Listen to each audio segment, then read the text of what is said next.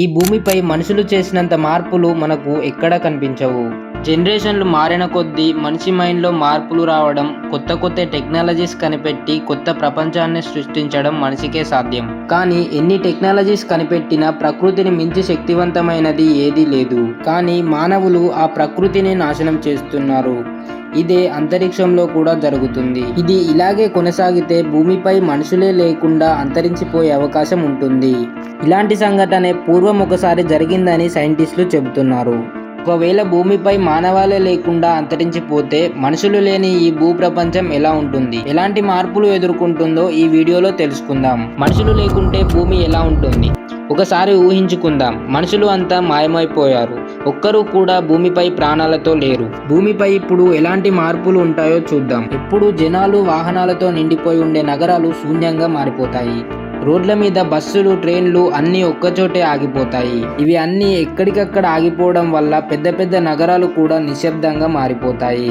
Multi story buildings కాలక్రమేణా పతనమవుతాయి. వీధుల్లో ఇంకా పెద్ద పెద్ద భవనాలపై, అద్భుత కట్టడాలపై చెట్లు, పొదలు పెరిగిపోతాయి. మనుషులు లేకపోతే పవర్ ప్లాంట్స్, డ్యామ్లు, న్యూక్లియర్ రియాక్టర్లు కనివిని ఎరుగని విధంగా పాడైపోతాయి.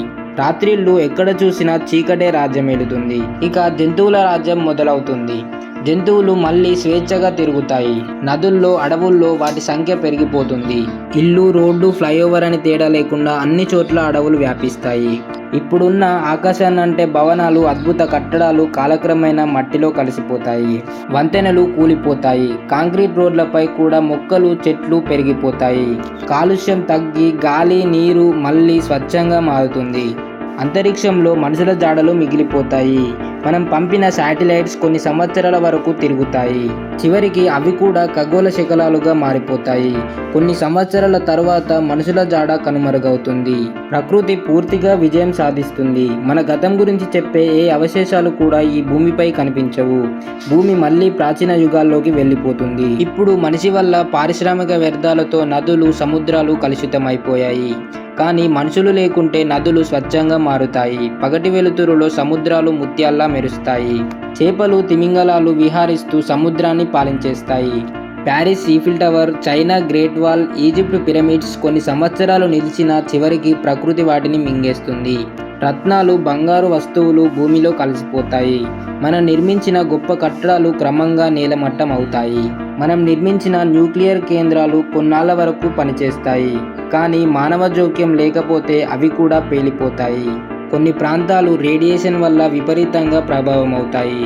అటువంటి ప్రాంతాల్లో కొత్త కొత్త జీవరాశులు ఆ రేడియేషన్కు అలవాటు పడతాయి. మనిషి వల్ల పెరిగిన గ్లోబల్ వార్మింగ్ తగ్గిపోతుంది.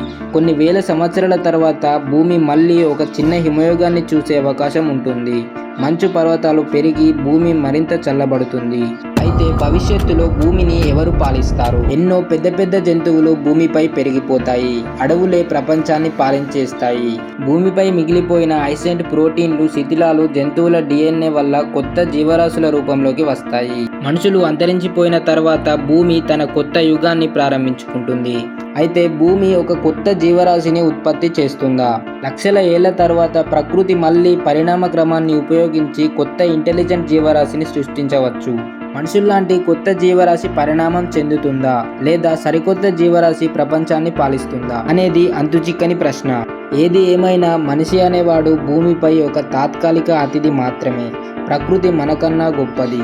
ఐ హోప్ ఈ వీడియో మీకు నచ్చింది అనుకుంటున్నాను. నచ్చితే లైక్ చేసి ఛానల్కి సబ్స్క్రైబ్ అవ్వండి. ఈ టాపిక్ గురించి మీరేమనుకుంటున్నారో కామెంట్ చేయండి. Thank you for watching.